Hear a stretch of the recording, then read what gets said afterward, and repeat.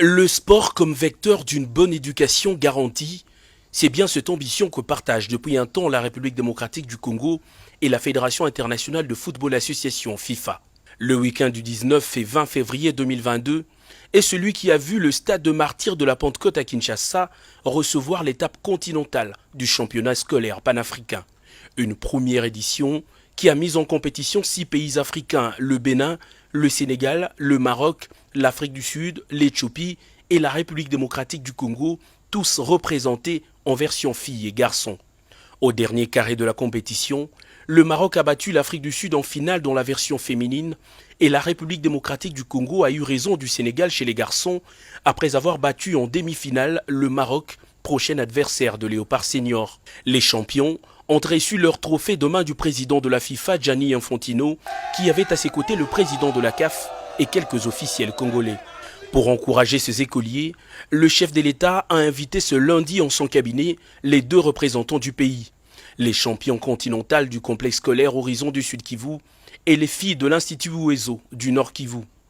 Félix-Antoine Tshisekedi a, dans un élan familial, échangé et pris 2 photos souvenirs avec ses élèves qui, grâce à ce tournoi, ont appris à maîtriser la saveur d'une victoire et le choc de la défaite. Bukavu, Goma, des villes qu'affectionne particulièrement la première dame de la République dans sa lutte contre les violences basées sur les genres.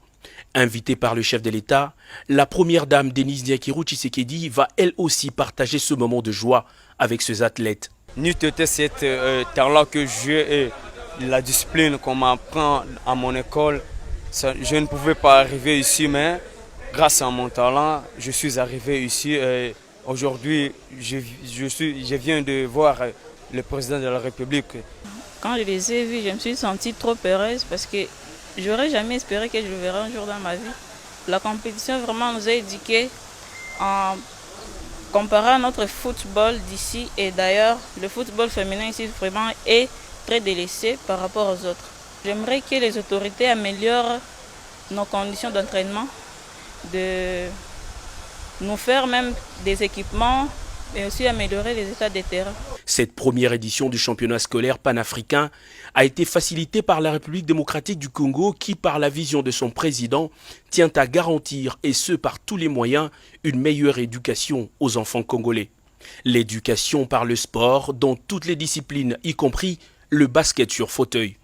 Bien avant les écoliers champions, les léopards de basket sur fauteuil, version masculine et féminine, ont eux aussi reçu les encouragements du chef de l'État, à qui ils ont présenté leur médaille de bronze remportée récemment pour les comptes des éliminatoires de la Coupe du Monde de la discipline.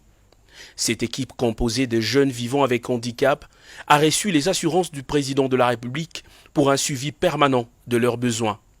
Le sport, la jeunesse et l'éducation, les mots-clés d'une vision pour un nouveau Congo prônée par le chef de l'État, Félix-Antoine Tshisekedi Tshilombo.